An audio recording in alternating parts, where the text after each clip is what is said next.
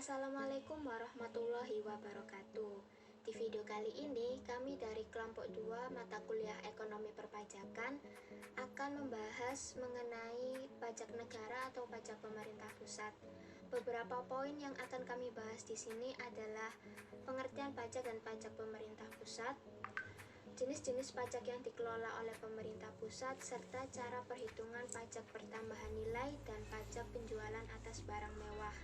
Berdasarkan Undang-Undang Nomor 28 Tahun 2007 Pasal 1 Ayat 1, pajak adalah kontribusi wajib kepada negara yang terutang oleh orang pribadi atau badan yang bersifat memaksa berdasarkan undang-undang, dengan tidak mendapatkan imbalan secara langsung dan digunakan untuk keperluan negara bagi sebesar-besarnya kemakmuran rakyat. Pembayaran pajak merupakan perwujudan dari kewajiban kenegaraan dan peran serta wajib pajak untuk secara langsung dan bersama-sama melaksanakan kewajiban perpajakan untuk pembiayaan negara dan pembangunan nasional. Membayar pajak bukan hanya kewajiban, tetapi merupakan hak dari setiap warga negara untuk ikut berpartisipasi dalam bentuk peran serta terhadap pembiayaan negara dan pembangunan nasional. Pajak pemerintah pusat adalah pajak-pajak yang dikelola oleh pemerintah pusat, yang dalam hal ini sebagian dikelola oleh Direktorat Jenderal Pajak dan digunakan untuk membiayai pengeluaran rutin negara dan pembangunan atau yang biasanya disebut dengan APBN. Pajak-pajak pusat yang dikelola oleh Direktorat Jenderal Pajak meliputi yang pertama ada pajak penghasilan atau PPH. Yang kedua ada pajak pertambahan nilai atau PPN.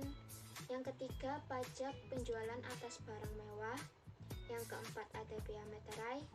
Yang kelima ada pajak bumi dan bangunan. Yang terakhir adalah bea perolehan hak atas tanah dan atau bangunan. Pajak yang dikelola oleh pemerintah pusat yang pertama adalah pajak penghasilan atau PPH. Pajak penghasilan adalah pajak langsung dari pemerintah pusat yang dipungut atas penghasilan dari semua orang yang berada di wilayah Republik Indonesia. Menurut Undang-Undang Nomor 38 Tahun 2008 Pasal 2, yang menjadi subjek pajak penghasilan yang pertama adalah orang pribadi. Orang pribadi sebagai subjek dapat bertempat tinggal di Indonesia maupun di luar Indonesia. Subjek pajak yang kedua adalah warisan yang belum terbagi sebagai satu kesatuan menggantikan yang berhak. Subjek pajak penghasilan yang ketiga adalah badan. Badan yang dimaksud di sini adalah sekumpulan orang atau modal yang merupakan kesatuan, baik yang melakukan usaha maupun yang tidak melakukan usaha. Meliputi perseroan terbatas, perseroan komanditer, perseroan lainnya, badan usaha milik negara atau badan usaha milik daerah, dengan nama dan dalam bentuk apapun, firma, kongsi, koperasi, dana pensiun, persekutuan, perkumpulan, yayasan, organisasi massa, organisasi sosial politik, atau organisasi lainnya, lembaga dan bentuk badan lainnya termasuk kontrak investasi, kolektif, dan bentuk usaha tetap. Subjek pajak penghasilan yang keempat adalah bentuk usaha tetap. Maksud dari bentuk usaha tetap ini adalah bentuk usaha yang dipergunakan oleh orang pribadi yang tidak bertempat tinggal di Indonesia. Orang pribadi yang berada di Indonesia tidak lebih dari 183 hari dalam jangka waktu 12 bulan, dan badan yang tidak didirikan dan tidak bertempat kedudukan di Indonesia untuk menjalankan usaha atau melakukan kegiatan di Indonesia. Contoh dari bentuk usaha tetap adalah tempat kedudukan manajemen, cabang perusahaan, kantor perwakilan, gedung kantor, pabrik, bengkel, gudang, pertambangan dan penggalian sumber alam, wilayah kerja pertambangan minyak dan gas bumi, dan perikanan, peternakan, pertanian, perkebunan, kehutanan, dan yang lain-lain. Sedangkan yang tidak termasuk subjek pajak penghasilan yang pertama adalah kantor perwakilan negara asing. Yang kedua adalah pejabat-pejabat perwakilan diplomatik dan konsulat atau pejabat-pejabat lain dari negara asing dan orang-orang yang diperbantukan kepada mereka yang bekerja dan bertempat tinggal bersama-sama mereka dengan syarat bukan warga negara Indonesia dan di Indonesia tidak menerima atau memperoleh penghasilan di luar jabatan atau pekerjaannya tersebut, serta negara bersangkutan memberikan perlakuan timbal balik. Yang ketiga adalah organisasi-organisasi internasional dengan syarat yang pertama, Indonesia menjadi anggota organisasi tersebut. Yang kedua, tidak menjalankan usaha atau kegiatan lain untuk memperoleh penghasilan dari Indonesia selain memberikan pinjaman kepada pemerintah yang dananya berasal dari iuran para anggota. Yang tidak termasuk subjek pajak penghasilan yang keempat adalah pejabat-pejabat perwakilan organisasi internasional dengan syarat bukan warga negara Indonesia dan tidak menjalankan usaha, kegiatan, atau pekerjaan lain untuk memperoleh penghasilan dari Indonesia. Yang menjadi objek PPh tentu saja adalah penghasilan. Penghasilan yang dimaksud di sini adalah setiap tambahan kemampuan ekonomis yang diterima atau diperoleh wajib pajak, baik yang berasal dari Indonesia atau dari luar Indonesia, yang dapat dipakai untuk konsumsi atau untuk menambah kekayaan wajib pajak yang bersangkutan dengan nama dan dalam bentuk apapun, termasuk penghasilan dari pekerjaan dalam hubungan kerja dan pekerjaan bebas, seperti gaji, honor, penghasilan dari praktek dokter, notaris, aktuaris, akuntan, pengacara, dan sebagainya. Yang kedua, penghasilan dari usaha dan kegiatan.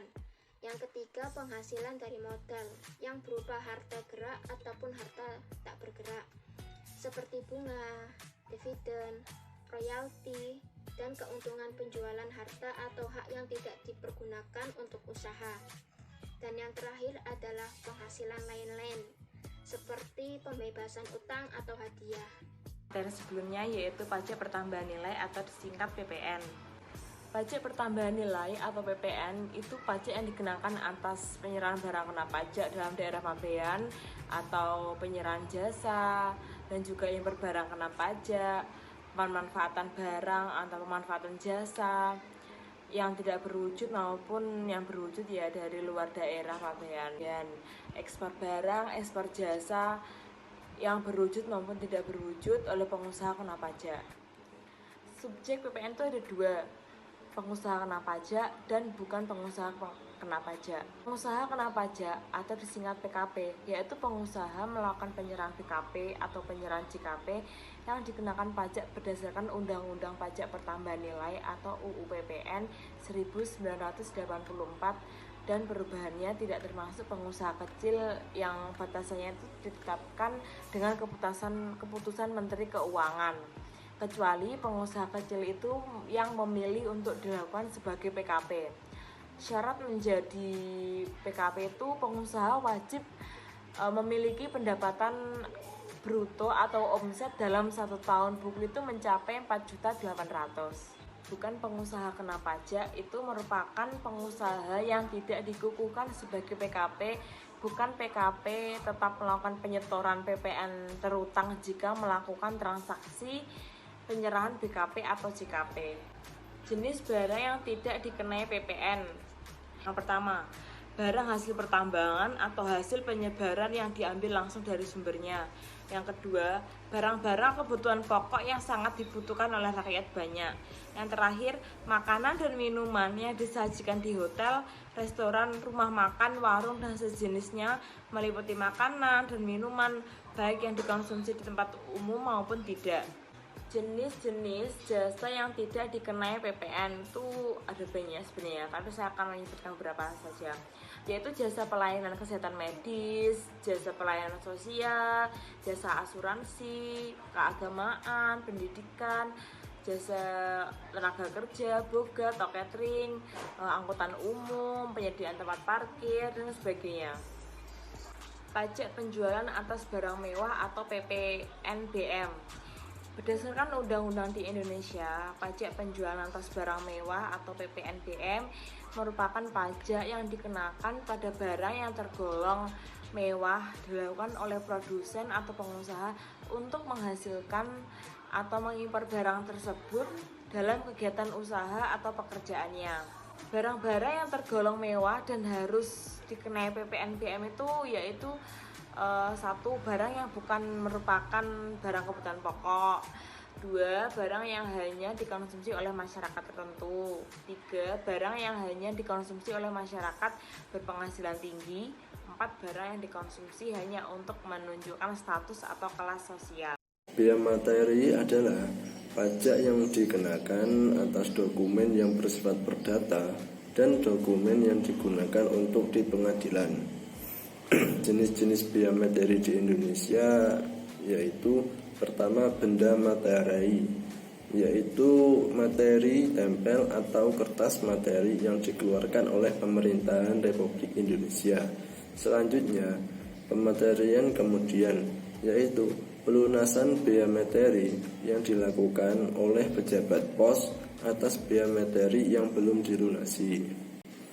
Selanjutnya, objek biaya materi, yaitu pertama, surat perjanjian dan surat-surat lain yang dibuat untuk digunakan sebagai alat bukti mengenai perbuatan, kenyataan atau keadilan yang bersifat perdata.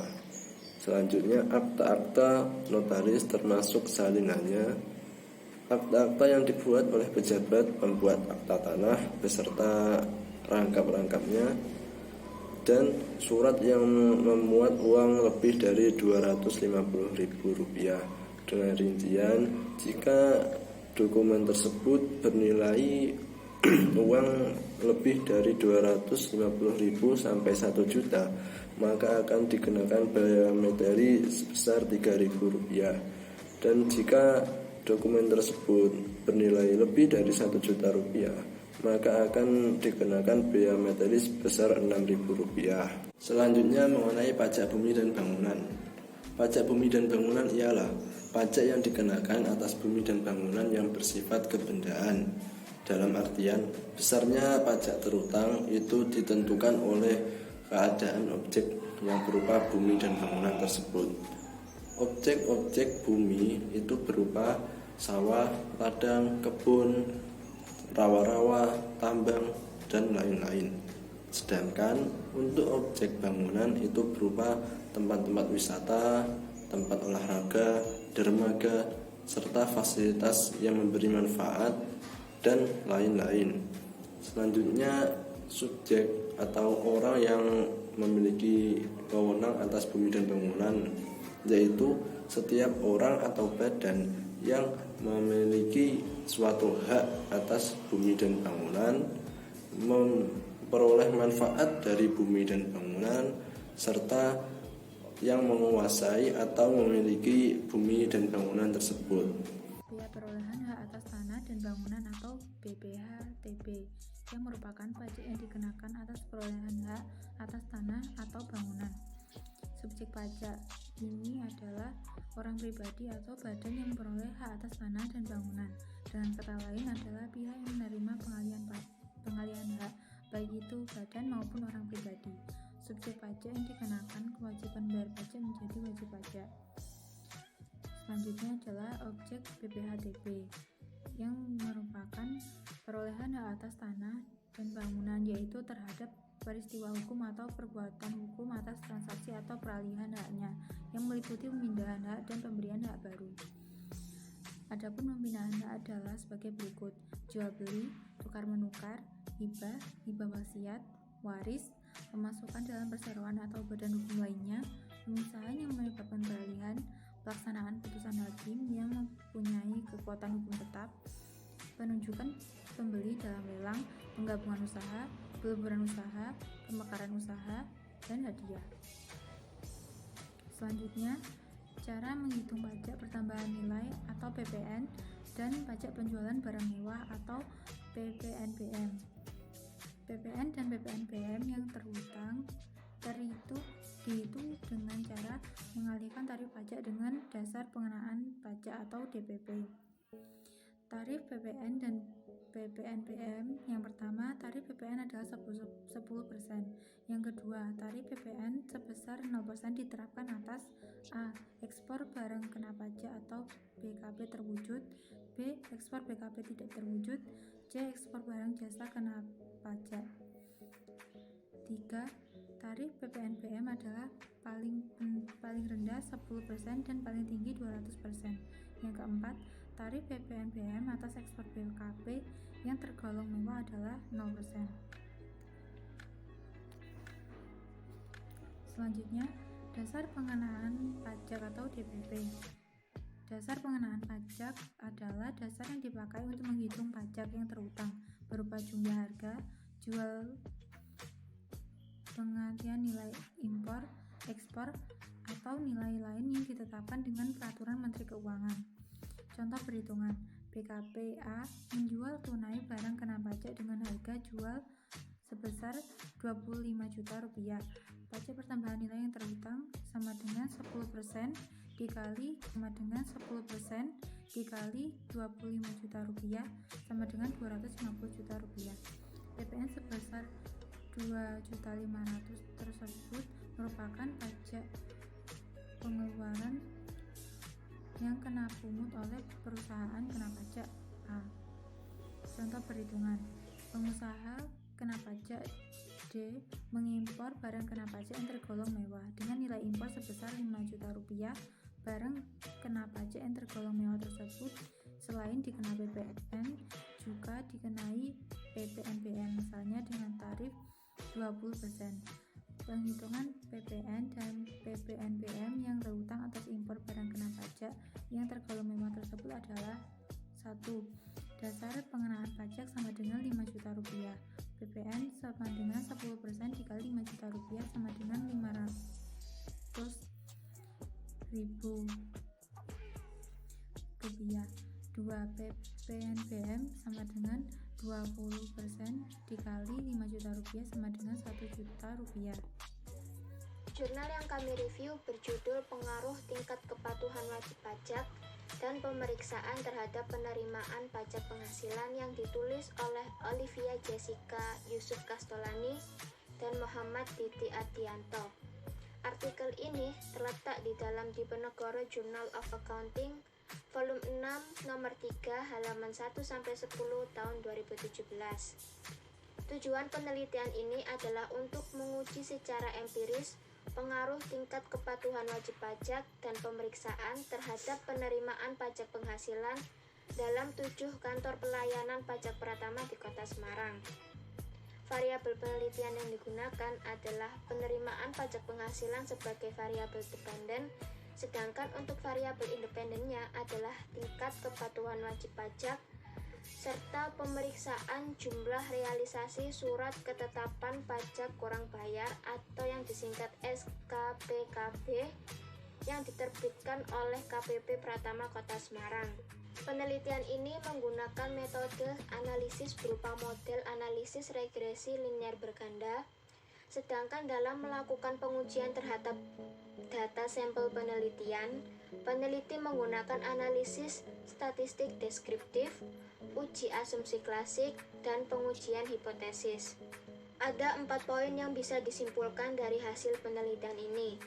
Yang pertama adalah tingkat kepatuhan wajib pajak orang pribadi berpengaruh positif terhadap penerimaan pajak penghasilan secara signifikan.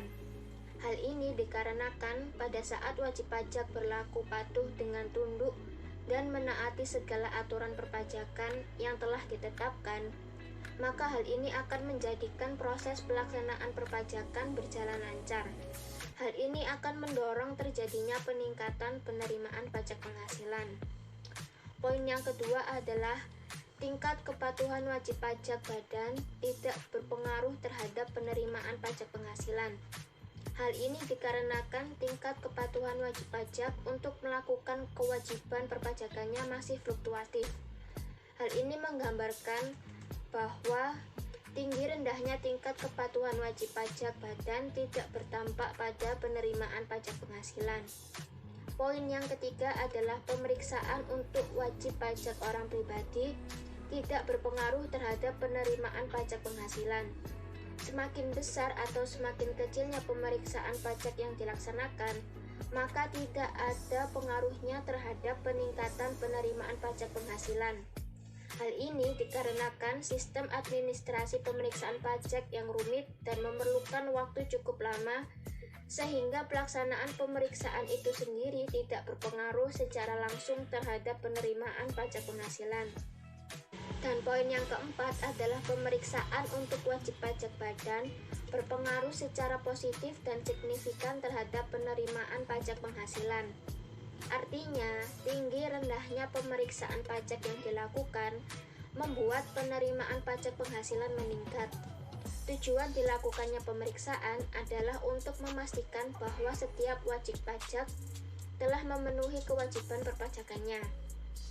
Dengan dilakukannya pemeriksaan, maka akan mampu mengurangi tindakan kecurangan yang dilakukan oleh wajib pajak dalam memenuhi kewajiban perpajakannya.